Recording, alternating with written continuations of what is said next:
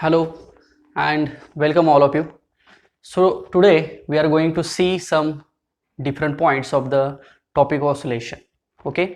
So oscillation मध्ये बरेचसे important points आहेत. त्याच्यामध्ये ऑलरेडी आपण लिनियर एसएचएम हा एक सगळ्यात महत्त्वाचा पॉइंट डिस्कस केलेला आहे. Linear SHM that is linear simple harmonic motion. Okay, it is one important motion in the oscillations. When the object or any particle which is in to and fro motion or it is up and down motion, then we can say that it is linear simple harmonic motion. तुम्हाला spring mass oscillator आठवतंय का बघा? Spring mass oscillator मध्ये आपण force displacement किंवा acceleration displacement relation बघितलं होतं आणि त्याच्यावरून डिस्प्लेसमेंट, व्हेलॉसिटी आणि ऍक्सेलरेशन असे तीन एक्सप्रेशन्स फाइंड केलेले होते. सो त्याच्यामधलं डिस्प्लेसमेंटचं एक्सप्रेशन तुम्हाला आठवतंय का बघा? x is equal to a sin omega t plus phi. That x means displacement, a means amplitude, sin is the harmonic function, omega t is the angle as well as phi is also angle. त्यालाच आपण initial phase किंवा phase angle असं आपण म्हटलेलं होतं. So आज आपण तोच पॉइंट इथं डिस्कस करूया. सो आपल्याला सगळ्यात पहिल्यांदा लिनियर एसएचएम कन्सिडर करावी लागेल. Linear simple harmonic motion. So x is equal to a sin omega t plus phi हे इक्वेशन आपल्याला इथं यूज करायचं आहे. तर आपण आज पुढचा पॉइंट काय शिकणार आहोत तर composition of two linear SHM. Okay, composition means superposition. जेव्हा दोन वेव्ज एकत्र येतील किंवा जेव्हा दोन मोशन्स एकत्र येतील तेव्हा त्यांची रिझल्टंट मोशन काय असेल हे आपल्याला आजच्या पॉइंटमध्ये शिकायचं आहे. Okay, so let start. So in the oscillation today we will see composition of two motions, that is two linear SHMs, we can say that. Okay, composition of two linear SHMs. Okay, so first of all we will see the displacement x of linear SHM. Okay, so what is the equation? X is equal to a sin of omega t plus phi. This is the equation of the linear SHM. Okay, now look at this equation. The x is nothing but the displacement of that particular motion. A is nothing but amplitude. त्या वेव्हचा जो त्या मोशनचा जो असेल तो amplitude. आता तुम्हाला two and फ्रोशन हे सगळं माहित असेल. मीन पोझिशन, एक्स्ट्रीम पोझिशन. पार्टिकल सुरुवातीला मीन पासून एक्स्ट्रीम कडे जातो, पुन्हा मीन कडे येतो, पुन्हा एक्स्ट्रीम कडे जातो, पुन्हा मीन कडे येतो, किंवा एक्स्ट्रीम पासून सुरू झाला तर मीन कडे येतो, इकडल्या एक्स्ट्रीम कडे जातो, पुन्हा मीनला येतो, पुन्हा इकडच्या एक्स्ट्रीमला जातो. So that to and fro motion which is or we can analyze from the spring mass oscillator. Okay, so this was the equation, that is x is equal to a sin omega t plus phi. Now we have to see the composition of two motions. Composition, दोन motions आपल्याला consider केल्या पाहिजेत. याच्यामध्ये condition काय आहे? The time period is same. The time is same and path is also same. Okay, time आणि path same consider करायचं. म्हणजे काय? The time of the two motions is same and both motions are on the same path. एकाच कुठल्या तरी ऍक्सिसला, suppose x ऍक्सिसला असं आपण म्हणूया. So path is also same आहे त्या दोन्ही मोशनचा. ओके, सो आता आपल्याला हे इक्वेशन मिळालं. हे एका मोशनचं इक्वेशन आहे. सो ऑब्व्हियसली आता हे इक्वेशन आपल्याला दोन मोशनसाठी लिहावं लागेल. ओके, सो हे जनरल इक्वेशन आता मी लिहितो बघा. For first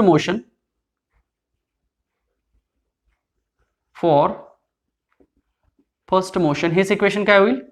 x1 is equal to a1 sin omega t plus phi 1. बघा, पहिली मोशन आहे म्हणून x1, पहिल्या मोशनचा amplitude a1, harmonic function sine omega t time same आहे, प्लस इनिशियल फेज पहिल्या मोशनचा phi 1. And for second motion, याला आपण इक्वेशन 1 म्हणूया. Okay, and for second motion it is x2 is equal to a2 sin omega t plus phi 2. This is equation number 2. Therefore we will see the resultant of two SHMs, two motions. Resultant काय असेल मग? Capital x म्हणूया आपण त्याला. Resultant motion म्हणजे दोघांची मिळून असलेली मोशन म्हणजे रिझल्टंट मोशन. रिझल्ट कसा निघतो Wien 2 or more quantities combine each other. Okay, and then we'll take the average. Okay, so सगळ्या क्वांटिटीज एकत्र केल्यानंतर आपल्याला त्याचा रिझल्ट मिळतो. तसे इथं आपल्याला 2 क्वांटिटीज आहेत त्या एकत्र करायचे आहेत. So we will get the result. So we will combine this two. Combine it means we will add this two. So x1 plus x2 दोन्ही ऍड करूया आपण. So look at the equations clearly that x1 is nothing but a1 sin omega t plus phi 1 and then x2 is nothing but a2 sin omega t plus phi 2. So these two equations are from equation number 1 and 2 we have written here. Now look at this term sin, and in the bracket there are two terms, that is omega t plus and phi 1. Okay, so we can say that sin a plus b. So we have the formula in the trigonometry, that is sin a plus b. So since, or we have, what we have, sin a plus b is equal to sin a cos b plus cos a sin b. Okay, so we can apply this particular formula here as well as here. बघा मी underline करतो त्या दोन्ही terms ना. So आपल्याला हे equation थोडंसं लेंदी होईल आता. So therefore capital x becomes, हा a1 तर आहेच, आता ब्रॅकेट टाकावं लागेल ना एवढ्या टर्मसाठी. सो हे sine A cos B plus cos A sine B, याला a कन्सिडर करा, याला b कन्सिडर करा. Okay, so we can write sine A cos B. बघा मी a च्या ऐवजी ओमेगा टी लिहितोय, b च्या ऐवजी phi 1 लिहितोय, plus cos a sin b, बरोबर आहे का. Then again plus a2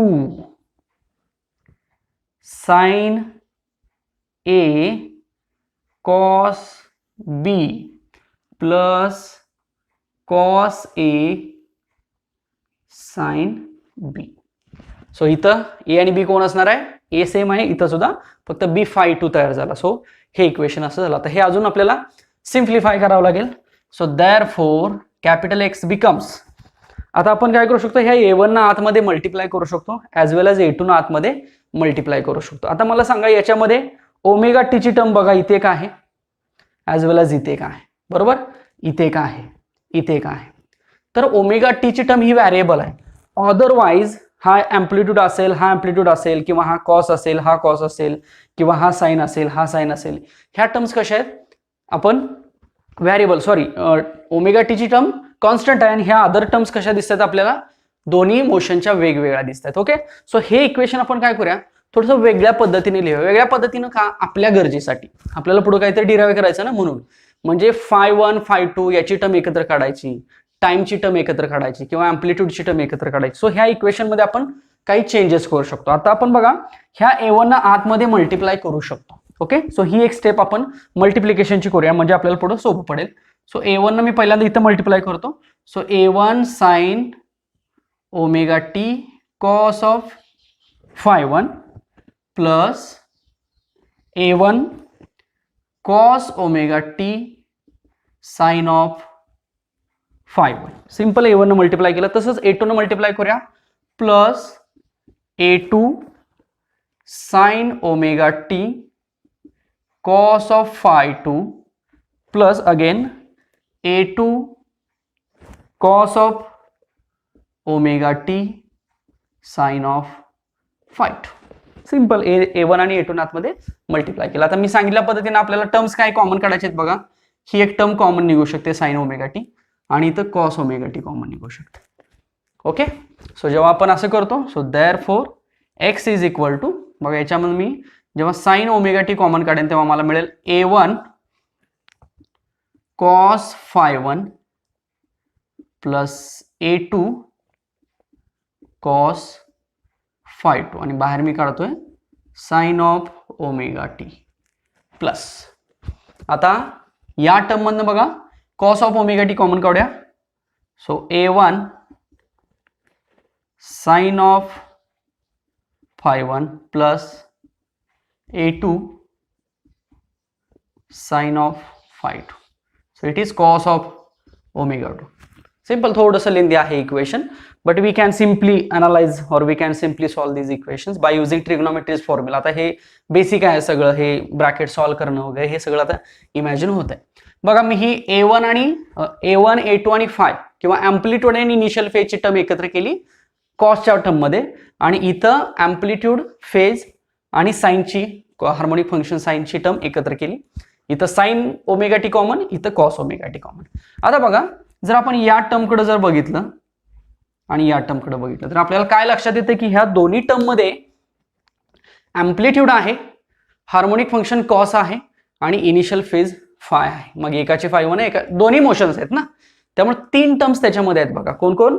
amplitude, harmonic function cos and then initial phase delta. Similarly amplitude, harmonic function sine and initial phase delta किंवा phi 1 phi 2. म्हणून या आणि या टर्म बद्दल आपण इमॅजिनेशन करू शकतो मॅथमॅटिकल. सो काय इमॅजिन करू शकतो बघा, let this term A1 cos of phi 1 plus A2 cos of phi 2, it is considered as R cos of delta. जरा अजून एक लिहून ठेवतो मी आणि मग एक्सप्लेन करतो. Similarly A1 sin phi 1 plus A2 sin phi 2 याला मी कन्सिडर करतो R sin of delta. हे असं कन्सिडरेशन काय येतं बघा, मी मगाशी म्हटलं तुम्हाला की याच्यामध्ये कोण कोण आहे, दोन्ही मोशन्स आहेत, दोन्ही मोशनचा अँप्लिट्यूड याच्यामध्ये आहे, दोन्ही मोशनचं कॉस फंक्शन याच्यामध्ये आहे आणि दोन्ही मोशनच्या इनिशियल फेज आहेत. सो ह्या सगळ्यांचा मिळून मी रिझल्टंट म्हणू शकतो. सो मी सगळ्यांचा मिळून रिझल्टंट काय कन्सिडर करू शकतो तर आर कॉस डेल्टा. आता आर म्हणजे काय? Resultant amplitude. कॉस म्हणजे काय? Resultant harmonic function. आणि डेल्टा म्हणजे काय? Resultant initial phase of this two motion. बघा सो ही टर्म अशी लिहू शकतो, आर कॉस डेल्टा. सिमिलरली दोन्ही मोशनचा अँप्लिट्यूड आहे, दोन्ही मोशनचा हार्मोनिक फंक्शन आहे, दोन्ही मोशनचा इनिशियल फेज आहे. सो याच्याबद्दल दोन्ही मोशनचा रिझल्टंट अँप्लिट्यूड, दोन्ही मोशनचा रिझल्टंट हार्मोनिक फंक्शन आणि दोन्ही मोशनचा resultant initial phase. Therefore we can write this term as r cos theta and this term as a r sin theta. That is simply imagination or consideration. Okay, so मग जर हे imagination असं असेल तर therefore capital X becomes, याच्याबद्दल आपण घेतलेला आहे r cos delta, इथं आहे आपल्याकडं sin of omega t, plus याच्याबद्दल घेतले आपण r sin delta आणि इथं आहे cos of omega t. चालेल, दोन्ही सिम्प्लिफाय करूया अजून एकदा. Therefore x is equal to, मी कॅपिटल R कॉमन घेतो बघा, ठीक आहे. मग आतमध्ये राहिलं काय? Cos delta sine omega t, sine delta cos omega t. So मी हेच असं लिहू, sine of omega t cos of delta plus cos of omega t sine of delta. Simple. So therefore x is equal to R. आता हाच formula इथं repeat होतोय बघा, sign ए plus बी सारखा, sine cos cos sine. So यावरून आता हा ए झाला आणि हा बी झाला. बघा ए तिथं होता तोच इथं आलेला आहे, फक्त बी बदलला ना, फाय 1 फाय 2 च्या ऐवजी डेल्टा आलेला आहे. So r sine of omega t plus delta. So this is the resultant displacement when two motions combine each other on same path and having same time period. आला का same time period? फक्त delta बदललेला आहे आणि हा resultant amplitude बदललेला आहे. A1 A2 च्या ऐवजी आर आला, हार्मोनिक फंक्शन तर तेच आलं, ओमेगा टी आहे तसंच आहे, टाइम सेम आहे, आणि फाय 1 फाय 2 च्या ऐवजी डेल्टा आला. So this is the combination of two linear SHM and the expression shows the displacement of the combination of the two linear SHM. बघा मेन इक्वेशन आपलं काय होतं, x is equal to a sine omega t plus phi.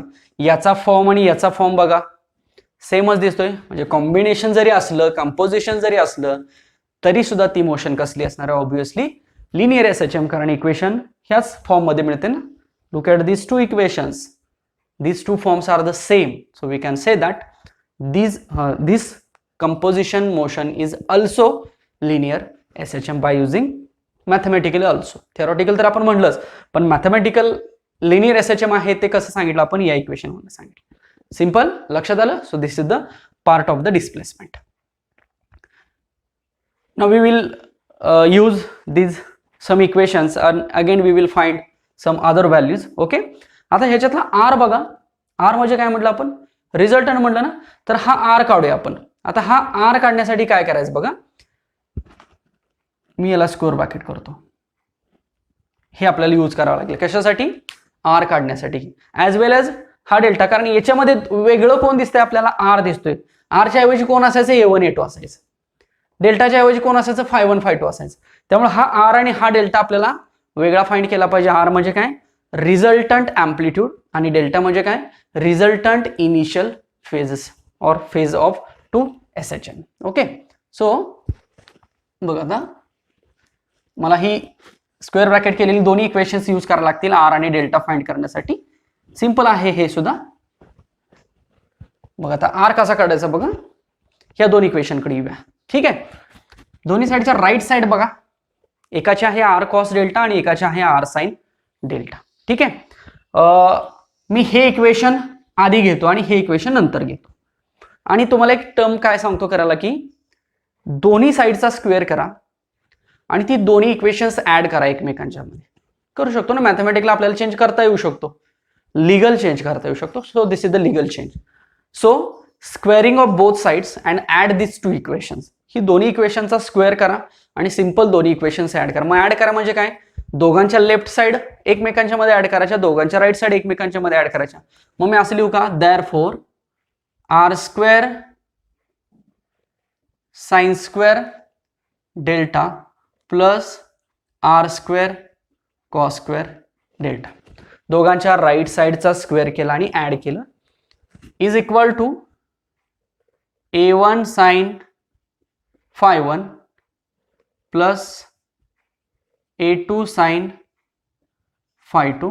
याचा पण square करायला लागेल ना, आणि याच्यात plus a1 cos phi1 plus a2 cos phi2, याचा पण स्क्वेअर करायला लागेल ना. सिंपल. आता याच्यामधनं मी जर r स्क्वेअर कॉमन काढलं तर मला ब्रॅकेटमध्ये काय राहतंय बघा, sine square delta plus cos square delta. चालेल, but sine square delta plus cos square delta किती असतं, 1 असतं ना. म्हणजे लेफ्ट साइडला काय राहणार आहे, फक्त r स्क्वेअर राहणार. बघा मी ही स्टेप अशी लिहितो इथं, फक्त हे लक्षात असू देत. Okay, so r square is equal to काय लिहावं लागेल, आता आपल्याला ह्या राईट साइडचं सिम्प्लिफिकेशन करावं लागेल डिटेलमध्ये. बुकमध्ये हे डायरेक्ट दिलेलं आहे, मी थोडंसं डिटेलमध्ये करतो म्हणजे लक्षात येईल स्टेप. सो इथनं मी sine square theta plus sine square delta plus cos square delta 1 झालं, राहिलं फक्त r square. So r square left side तयार झाली. आता ही राईट साइड आपण सॉल्व्ह करूया. सो पहिल्यांदा ह्या ब्रॅकेटचा स्क्वेअर प्लस या ब्रॅकेटचा स्क्वेअर. या ब्रॅकेटचा स्क्वेअर कसा होईल, a1 square sine square phi1 plus a2 square sine square phi2 plus twice a1 a2 sine of phi1 sine of phi2. चालेल, plus a1 square plus a1 square cos square phi1 plus a2 square cos square phi2 plus twice a1 a2 cos phi1 cos phi2. Simple. डिटेलमध्ये फक्त लिहिलं आपण square करून. Therefore r square is equal to, आता बघा ही term check करा sine square phi1 आणि ही टर्म चेक करा कॉस स्क्वेअर phi1. सो ह्या दोघांमधून आपण a1 स्क्वेअर कॉमन काढू शकतो. चालेल, मग a1 स्क्वेअर कॉमन काढला तर ब्रॅकेटमध्ये काय राहील, sign square phi1 plus cos square phi1. म्हणजे पुन्हा याच्यासारखं आलं ना, sign square theta plus cos square theta 1 असतं ना. सो मग याच्यामधलं जर 1 झालं तर हा राहिला फक्त a1 स्क्वेअर. सिमिलरली ही टर्म बघा, a2 square sine square phi2 a2 square cos square phi2. याच्यातनं पुन्हा a2 स्क्वेअर कॉमन काढा. मग आतमध्ये कोण राहणार आहे, sine square phi2 plus cos square phi2, पुन्हा त्याची व्हॅल्यू 1 होणार आहे. प्लस ह्याच्यामधनं ट्वाइस a1 a2 कॉमन काढा.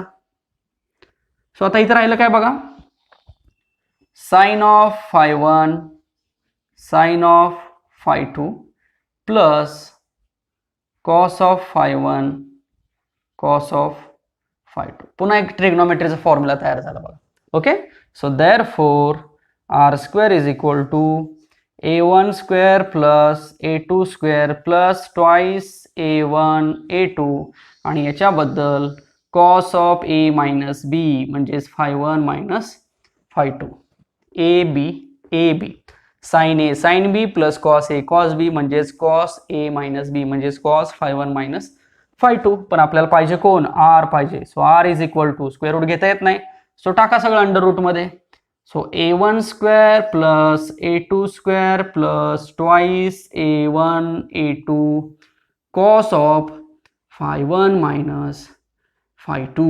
This is the equation of resultant amplitude of 2 SHM. बघा कसं लिहिलं इक्वेशन.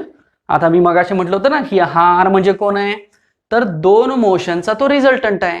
म्हणजे त्याच्यामध्ये कोण कोण असणं अपेक्षित आहे, a1 a2 असणं अपेक्षित आहे. सो आलं का a1 a2 आणि एक हार्मोनिक फंक्शन आलं phi1 minus phi2. So this is nothing but the resultant of 2 SHM. Okay, आता बघा हा रिझल्टंट मध्ये कोण आलेलं आहे, हार्मोनिक फंक्शन पण आलं बघा फेजचं. सो फेज वरती सुद्धा अँप्लिट्यूड डिपेंड आहे, याच्यामध्ये लक्षात येतं. फेज किती येणार आहे, फेज 90 डिग्री असेल, 0 डिग्री असेल, 180 डिग्री असेल, 360 डिग्री असेल, त्याच्यावरून हा रिझल्टंट अँप्लिट्यूड डिफाईन होणार आहे. So this is the equation of the resultant amplitude. आता डेल्टाचं इक्वेशन काढायचं आपल्याला. सो सिंपल पुन्हा एकदा तीच दोन इक्वेशन्स वापरायची, ही दोन इक्वेशन्स. ओके, सो मी पुन्हा एकदा ह्या इकडचा पार्ट रफ करतो बघा. सो पुन्हा आपल्याला तीच इक्वेशन्स वापरायची आहेत. मी हे फक्त इक्वेशन ठेवतो. चला पुन्हा हीच इक्वेशन वापरायची आहेत. म्हणजे काय करायचं, तर मगाशी जसं केलं होतं सेम तशीच एखादी दुसरी स्टेप करायची. ती म्हणजे काय, आर साइन डेल्टा पण आर कॉस डेल्टा करायचं. म्हणजे ह्या इक्वेशनला डिवाइड हे इक्वेशन करायचं. मग मी पहिल्यांदा एक साइड डिवाइड करतो. आता लेफ्ट राईट इथं कुठलीही कन्सिडर करा, असं काही नाहीये. So r sine delta upon r cos delta is equal to हे डिवायडेड बाय हे, म्हणजे कोण a1 sign phi1 plus a2 sign phi2 upon हे घ्या a1 cos phi1 plus a2 cos phi2. r simply cancel होईल. Sine theta upon cos theta किती असतं, tan theta असतं ना. Therefore tan theta is equal to this term as it is a1 sin phi1 plus a2 sin phi2 upon a1 cos phi1 plus a2 cos phi2. So therefore आपल्याला theta पाहिजे ना, sorry delta पाहिजे ना. So delta is equal to tan inverse of this particular term as it is sin phi1 plus a2 sin phi2 upon a1 cos phi1 plus a2 cos phi2. So this is nothing but the resultant initial phase. This is resultant amplitude and this is resultant displacement. तीन terms आपण find केल्या. दोन मोशनचा resultant displacement, दोन मोशनचा resultant amplitude आणि दोन मोशनचा resultant phase, that is X R and delta respectively. समजलं. So this is the expression of the composition of two linear SHM. अजून एक ह्याच्यामध्ये काय करू शकतो बघा, या इक्वेशन मध्ये काही स्टडी केसेस आहेत त्या आपण बघूया आता. त्या स्टडी करू शकतो. म्हणजे काय, मी म्हटलं की तुम्हाला cos of phi1 minus phi2 आला ना त्याच्यामध्ये, बरोबर. सो त्याच्यावरती अँप्लिट्यूड डिपेंड असणार आहे. आता तुम्हाला in phase out of phase relations माहित आहेत का बघा. इन फेज म्हटलं की दोन वेव्ह सेम असतात, त्या दोघांचा अँगल सेम असतो, म्हणजे डिफरन्स 0 झाला ना, phase difference. Out of phase म्हटलं की 180 राहतो. तसाच फेज डिफरन्स 90 असू शकतो, 360 असू शकतो, 45 असू शकतो. एनिथिंग आपण फेज डिफरन्स 0 to 360 पर्यंतचा घेऊ शकतो. सो बघा ह्या आर मध्ये आपण केसेस पुट करूया, काही केसेस कन्सिडर करूया. सो केस फर्स्ट काय म्हणतो बघा मी, इफ सॉरी फाय ना आता phi1 minus phi2 0 that is in phase. 0 म्हणजे इन फेज. बघा जर दोन मोशन्स इन फेज असतील, एकसारखे असतील, दोघांमध्ये फेज जो आहे तो सेम आहे, सेम मायनस सेम म्हटलं की 0 येणार. देअरफॉर आर किती येणार बघा, r is equal to under root a1 square plus a2 square plus twice a1 a2 cos of 0. पण कॉस 0 किती असतं 1 असतं ना. सो हे काय राहिलं ब्रॅकेटमध्ये a1 प्लस a2 याचा स्क्वेअर झाला ना. बघा हे इक्वेशन आठवत आहे का. Okay. So therefore r is equal to a1 plus a2. Concept काय समजते बघा याच्यामधनं. म्हणजे जर दोन वेव्ह सेम असतील तर obviously these two waves are assist each other ना. दोन चांगले मित्र असतील तर एकमेकांना मदतच करतात ना. सो त्याच्यामधून अजून काहीतरी चांगलं होतं. तसं दोन वेव्ह जर एकसारख्या आहेत, दोघांमध्ये डिफरन्सच नाहीये म्हणजे 0 डिफरन्स आहे, तर त्या दोन्ही एकमेकांना ऑब्विसली असिस्ट करतील म्हणजे दोघांचा अँप्लिट्यूड बेरीज होईल ना, प्लस होईल. So r is equal to a1 plus a2. त्या दोघांच्या व्हॅल्यू सुद्धा सेम असतील समजा अँप्लिट्यूडच्या, म्हणजेच if a1 and a2 same, त्याला a म्हणूया आपण कॅपिटल. असं जर असेल तर काय होईल, तर साहजिकच r is equal to twice a होईल. सिंपल, डबल झाला ना amplitude, resultant amplitude. So this is the first case. Okay. Now will see the second case. आता काय करूया, सेकंड केस मध्ये phase difference out of phase म्हणूया. Out of म्हणजे 180 असतो. फेज डिफरन्स आठवते का बघा. म्हणजे एक सिंपल शॉर्ट मध्ये सांगेन मी तुम्हाला. जर एक वेव्ह अशी असेल आणि दुसरी वेव्ह जर अशी असेल, दीज आर इन फेज. एक वेव्ह अशी असेल आणि एक वेव्ह अशी असेल, opposite phase, that is out of phase म्हटलं जातं. 180 फेज डिफरन्स असतो आणि इथं 0 डिग्री किंवा 360 असतं. Okay. So case second. So in the second case we can consider if phi1 minus phi2 is equal to 180 degree. Okay. म्हणजे जर 180 degree असेल तर काय होईल, त्याला आउट ऑफ फेज असं म्हटलं जातं. So out of phase. So therefore r is equal to under root a1 square plus a2 square plus twice a1 a2 cos of 180. So cos 180 किती असतं, -1 ना. सो हे under root a1 minus a2 चा square.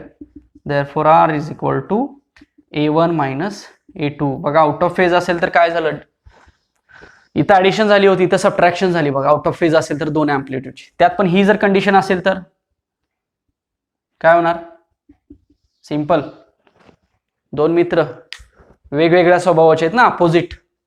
So काय होईल, addition होईल का. So obviously subtraction होणार आहे. So r is equal to 0. Here r is equal to 2a. अजून एक कन्सिडर करू. नंबर ऑफ केसेस घेऊ शकतो आपण अशा, म्हणजे डिफरंट. आपण यातला इम्पॉर्टंट आहे तेवढे घेऊया. इफ phi1 मायनस phi2 जर 90 डिग्री असेल तर काय होईल सांगा. 90चा डिफरन्स आहे असं इमॅजिन केलं. So r is equal to काय येईल, under root a1 square plus a2 square plus twice a1 a2 आणि हे काय होईल cos 90. पण cos 90 किती असतं, 0 असतं. सो ब्रॅकेटमध्ये काय राहिलं, therefore r is equal to under root a1 square plus a2 राहिलं. हे काय 0 झालं ना. So this is the resultant amplitude. आता हे काय पुढे सॉल्व्ह करता येत नाही, हे तसं ठेवलं तरी चालेल. पण जर ही केस पुन्हा असेल तर, म्हणजे दोन अँप्लिट्यूड सेम असतील तर काय होईल, therefore r is equal to under root a square plus a square म्हणजेच काय twice a square. Therefore r is equal to हे √2 पण a बाहेर येणार आहे. सो एवढा असेल बघा. म्हणजे जो काय अँप्लिट्यूड असेल त्याला √2 न मल्टिप्लाय करावं लागेल. So these are the 3 important cases for the resultant amplitude. बघा आपण काय बघितलं, composition of 2 SHM, 2 linear SHMs, 2 linear SHM जर एकत्र आल्या तर त्यांचा रिझल्टंट काय होईल. So we have seen resultant displacement. Also we have derived equations for resultant amplitude that is r as well as resultant phase that is delta. आणि resultant amplitude च्या पुन्हा आपण 3 केसेस बघितल्या. पहिली केस बघितली इन फेजची, दुसरी आउट ऑफ फेजची आणि तिसरी 90 डिग्री डिफरन्स असेल तर what will happen here. So these are some expressions for the resultant amplitude. I hope की समजलं असेल. पुढचा पॉइंट बघूया आपण याच्या. हा इम्पॉर्टंट आहे पॉईंट ऑब्विसली आणि इंटरेस्टिंग आहे. बघा मॅथमॅटिकल आहे पण अगदी इझिली आहे. तुम्ही एकदा जरी व्यवस्थित हे समजलं असेल तुम्हाला, सो एकदा जरी रीड केलं आणि पुन्हा एकदा स्वतःच्या भाषेमध्ये लिहायचा प्रयत्न केला वहीमध्ये, सो थेरॉटिकल पार्ट कंप्लीट होऊन जातो. याची कन्सेप्ट इम्पॉर्टंट आहे, that will be helpful for the CET examination. Concept काय, जी काय मी आता शॉर्टमध्ये एक्सप्लेन केली की डिस्प्लेसमेंट रिझल्टंट कसा आला, harmonic function, initial phase, resultant displacement, पुन्हा ह्या केसेस असतील म्हणा. ओके, रिझल्टंट इनिशियल फेजची व्हॅल्यू असेल म्हणा. ह्या सगळ्या मग शॉर्टमध्ये पुन्हा लक्षात ठेवून आपण त्याचा उपयोग सीईटी एक्झामसाठी होऊ शकतो. हे काय थेरॉटिकल पार्ट हा थेरी बोर्ड एक्झामसाठी इम्पॉर्टंट आहे, पण हा जर समजला तरच तुम्ही सीईटी फेस करू शकाल ना. त्यामुळे हा सुद्धा व्यवस्थित समजणं अपेक्षित आहे. चला पुढचा पॉईंट बघूया आता ऑसिलेशन्स मधला, तोही अगदी इंटरेस्टिंग बघूया आपण. तुम्ही रोटेशनल डायनॅमिक्स मध्ये कोनिकल पेंड्युलम कन्सेप्ट शिकलाय का बघा, conical pendulum. Okay, so same तशा टाइप मध्ये ऑसिलेशन मध्ये आपल्याला सिंपल पेंड्युलम कन्सेप्ट शिकायचे आहे. Simple pendulum. So this is the suppose pendulum. Pendulum म्हणजे काय, इकडे जातो, इकडे जातो, इकडे जातो. घड्याळामध्ये असतो ना वॉचमध्ये पेंड्युलम. ओके, सो कंटिन्युअस असा तो फिरतोय. सो याला आपण टू अँड फ्रो मोशन म्हणू शकतो. हे आपण थेरॉटिकल म्हटलं की yes simple pendulum is the oscillatory motion. पण हे मॅथमॅटिकल सुद्धा मी इथं आता प्रूव्ह करू शकतो. आपण मॅथमॅटिकल सुद्धा सिंपल पेंड्युलम हा लिनियर एसएचएम परफॉर्म करतो हे सांगू शकतो. मग लिनियर एसएचएमच्या ज्या काही टर्म्स होत्या त्या आपण त्याच्यासाठी अप्लाय करू शकतो. दिस इज सिंपल पेंड्युलम. आता सिंपल पेंड्युलम म्हणजे काय, आता पेंड्युलमचा अर्थ समजला आपल्याला, मग त्याला सिंपल पेंड्युलम असं नाव का दिलेलं आहे किंवा याची डेफिनेशन आपल्याला करायची झाली तर कशी करायला लागेल बघा. एक रिजिड सपोर्ट आहे, एका रिजिड सपोर्टला एक इनएक्सटेन्सिबल किंवा मासलेस ओके एक स्ट्रिंग घेतलेली आहे आणि ह्या स्ट्रिंगला एक मास असलेला बॉब कनेक्ट केलेला आहे. दिस इज बॉब. ओके, ह्याला काहीतरी मास आहे ना, फक्त ह्या दोरीला काही मास नाही आहे. आणि हा आता ऑसिलेट होतोय, एकदा इकडे येतोय म्हणजे लाईक इकडे एकदा येतोय बरोबर, आणि एकदा इकडे येतोय like this. Okay, so these are the two positions of the pendulum. Initial position त्याची इथे असं आपण म्हणूया, एकदा इकडे जाईल, पुन्हा इकडे जाईल, पुन्हा असा हा कंटिन्युअस मोशन मध्ये राहणार आहे. Okay, so this is rigid support. Okay, so consider or a particular bob having mass which is connected by a inextensible massless string to the rigid support, then the system is called as simple pendulum. Okay, so ही झाली त्याची diagram. आता suppose त्याची length आहे capital L म्हणूया आपण. Capital L is the length of the simple pendulum, M is the mass of the pendulum that is bob. दोरीला काही mass नाहीयेच. आता बघा हा बॉब इथं कनेक्टेड आहे, त्यामुळे त्या दोरीला तो खाली खेचतोय ना, म्हणजे दोरीमध्ये ऑब्विसली एक टाइटनेस तयार होईल, दोरीमध्ये टेन्शन तयार होईल. ओके, सो ते टेन्शन साहजिकच टुवर्ड द रिजिड सपोर्ट असेल, त्याला मी नाव देतो टी डॅश. ओके, आता ही कंडिशन आपण कन्सिडर करूया त्या बॉबची इथं. तर जेव्हा इथं बॉब असेल तर ऑब्विसली त्याच्यावरती जे वेट अप्लाय होणार आहे ते किती असतं, एम जी असतं ना, डाऊनवर्ड डायरेक्शन. कुठलाही मास असेल तर त्याचं वेट डाऊनवर्ड डायरेक्शन असेल ना. सो आता हा एम जी बघा इथं आल्यामुळे काय होणार आहे, दोन कंपोनेंट्स मध्ये रिझॉल्व्ह होणार आहे, एक व्हर्टिकल कंपोनेंट आणि एक हॉरिझॉन्टल कंपोनेंट. यालाच मी जॉमेट्री तयार करतो. ही जॉमेट्री आता ऑलरेडी झाली का बघा. इथं अँगल जो आहे तो थीटा आहे, ती दोरी जो काय अँगल तयार करते तो थीटा करते. सो हा थीटा असेल तर ऑब्विसली हा पण थीटा असेल, आणि हा थीटा असेल तर ऑब्विसली हा पण थीटा असेल. मॅथमॅटिक्स कळतंय का बघा. हीच डायग्राम मी इथं सेपरेट ड्रॉ करतो.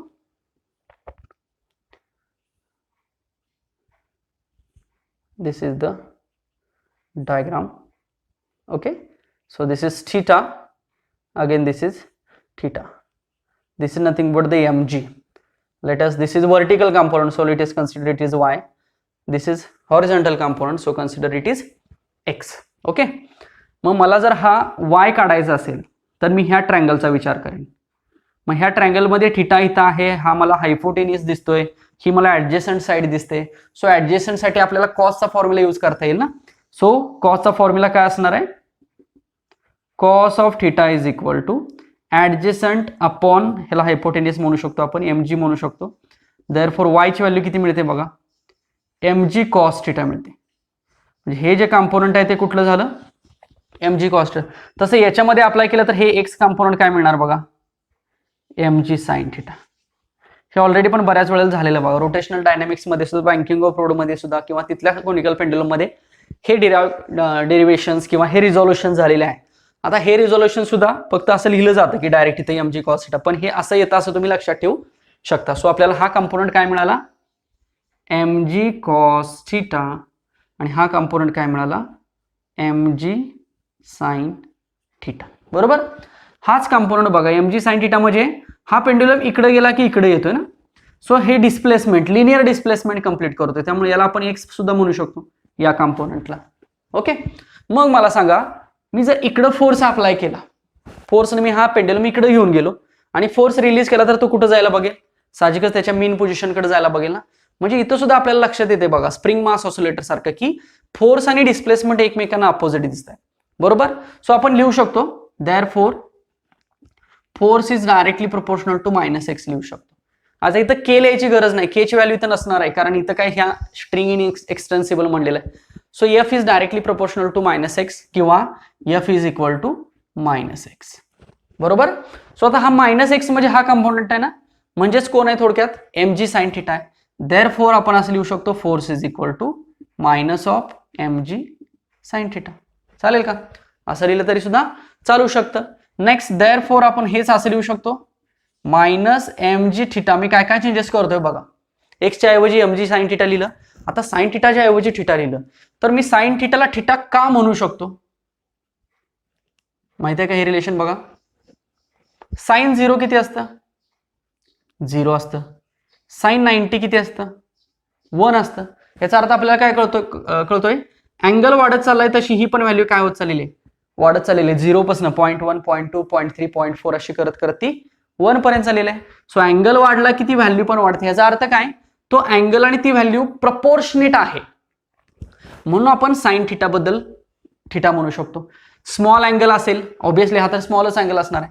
So this case can be return for the small angle. Okay.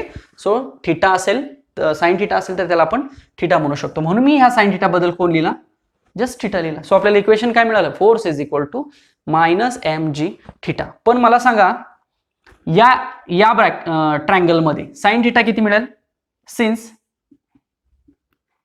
Sign theta is equal to, that is, ह्याला एक्स म्हणले ना, अपोजिट अपॉन, आता हा जर असा इमॅजिन केला तर हा हायपोटेनियस झाला ना. So x upon l. Therefore theta is equal to x upon l, कारण साइन थिटाला मी थिटा लिहिला. सो ही थिटाची व्हॅल्यू आपण इथं पुट करू शकतो. Therefore f is equal to minus m g x upon l. पुन्हा चेक करा, पेंड्युलमचा मास, ग्रॅव्हिटी, पेंड्युलमची लेंथ कॉन्स्टंट असू शकते ना. Therefore f is directly proportional to, बघा हे स्प्रिंग मास ऑसिलेटर मध्ये बघितलं होतं का.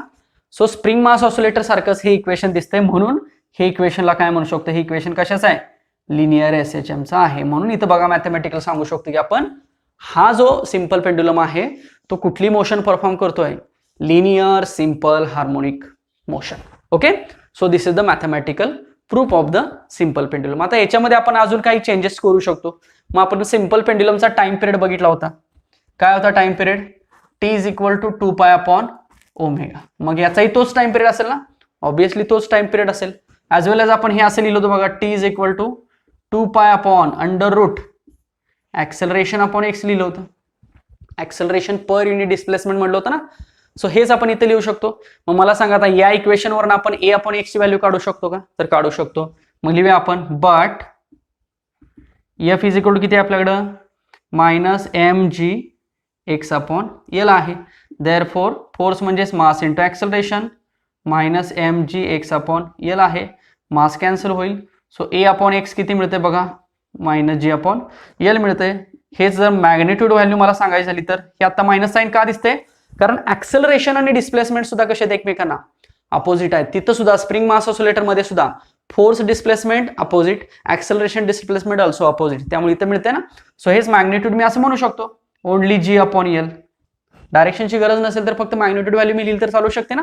सो ऍक्सेलरेशन अपॉन एक्स किती मिळाला आपल्याला, जी अपॉन एल मिळाला. चला ही व्हॅल्यू मग इथं पुट करूया. So therefore t is equal to 2 pi upon under root g upon l. मग हेच उलटून गुणाकारात गेलं तर T is equal to 2 pi under root L upon g. This is an expression for time period of the simple pendulum. Conical pendulum आठवतोय का बघा, conical pendulum मध्ये time period काय होता, 2 pi under root L cos theta upon g होता. इथं फक्त under root L upon g आलेला आहे. सो एल आणि जी चं रिलेशन इथं लक्षात येते.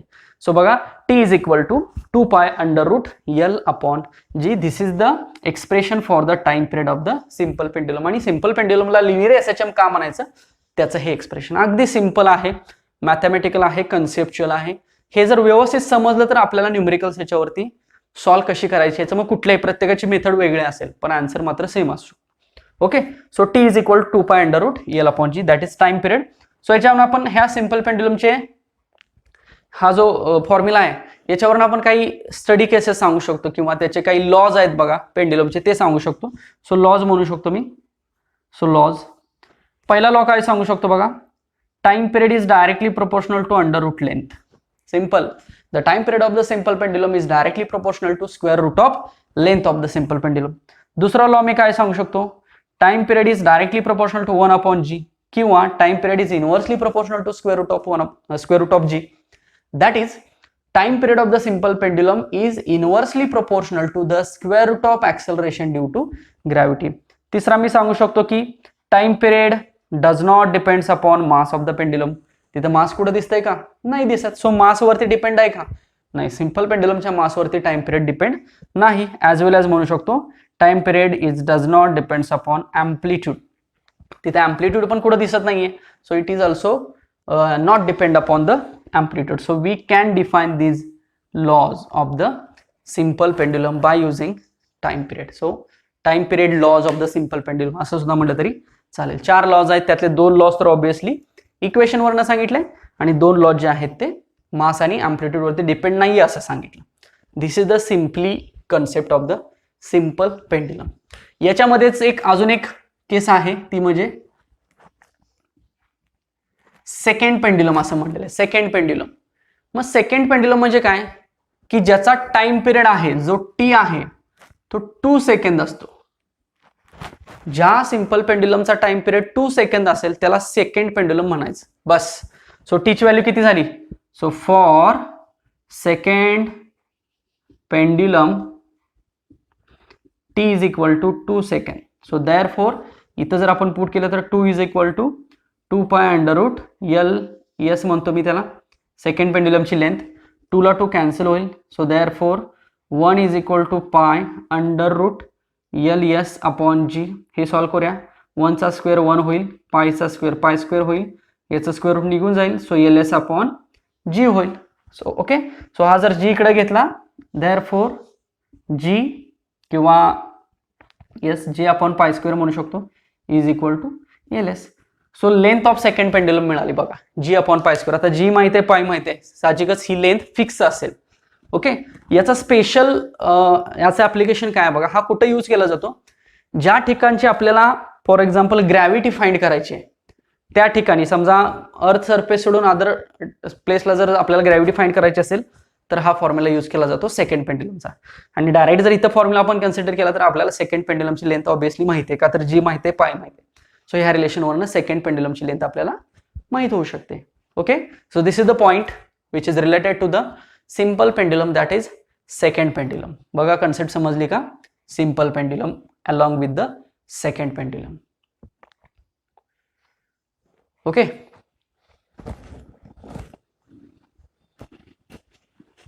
चला पुढचाही पॉइंट बघूया. अजून एक इंटरेस्टिंग पॉइंट आहे.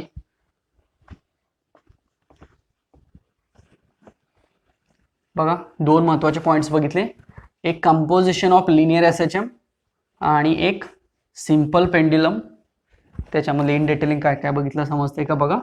कन्सेप्च्युअल आहे, जेवढं प्रॅक्टिकली समजून घ्यायचा प्रयत्न करता येईल तेवढा करा, कारण प्रॅक्टिकली आणि कन्सेप्च्युअली समजलं की मग न्यूमेरिकल्स सॉल्व करायला सोपं पडतं किंवा काही सीईटीचे क्वेश्चन्स असतील ते सॉल्व करायला सोपं पडतं.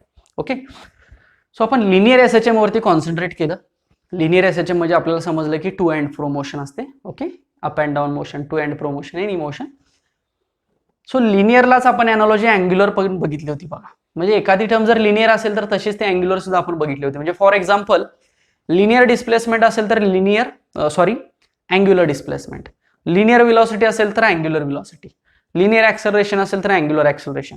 आठवते का बघा, फोर्स असेल तर टॉर्क, आय असेल तर मास असेल तर आय, बरोबर का. ही अॅनालॉजी आपण रोटेशनल डायनॅमिक्स मध्ये ऑलरेडी बघितलेली आहे, त्याचा कुठेतरी इथं तुम्हाला वापर करावा लागेल. सो आपण पॉइंट बघूया. अँग्युलर एसएचएम काय असतं? Angular SHM and its differential equation. Angular एसएचएमचं डिफरन्शियल इक्वेशन. लिनियर एसएचएमचं आठवतंय का? ऍक्सलरेशन डिस्प्लेसमेंट व्हेलॉसिटी मध्ये काढलं होतं, सेम तसंच स्प्रिंग मास ऑसिलेटरचा वापर केला होता, त्याच्यावरनं काय काय केलं तसंच हे करायचं आहे, फक्त अँग्युलर अॅनालॉजी बदलणार आहे. So angular SHM.